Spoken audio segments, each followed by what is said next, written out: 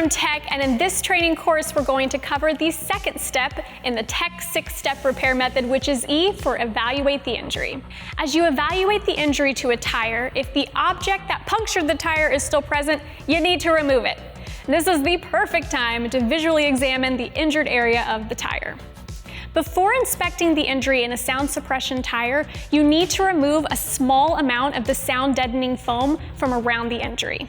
To do this, use a sharp knife to cut through the foam roughly 2 inches both above and below the injury.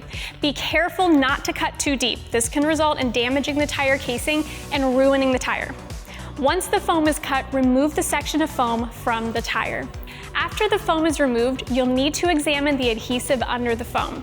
The type of adhesive that is used will determine how to proceed with the repair. If the adhesive is strips of cured adhesive, like you see here, then the tire can be repaired in a similar fashion to a standard tire casing.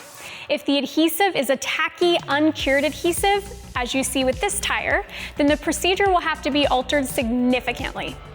Once it's determined which type of adhesive is present, use Tech's TRT 105 inspection tool to quickly and precisely measure the size and the angle of the injury.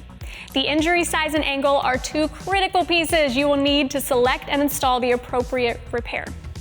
Please note, if the injury angle exceeds 35 degrees, a 2-piece repair must be used. 2-piece repairs should only be used if the adhesive used to apply the foam was a cured adhesive that can be buffed.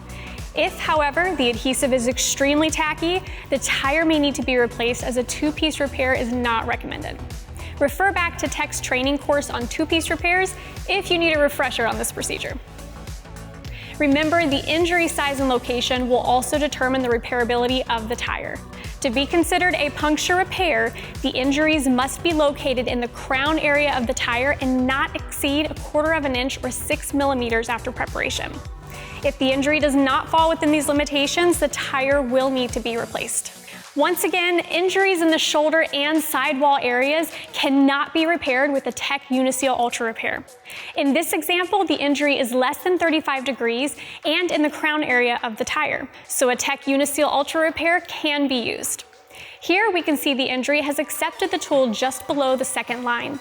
This calls for the use of a Tech 250 UL Uniseal Ultra Repair for 1/4 inch or 6 millimeter injury.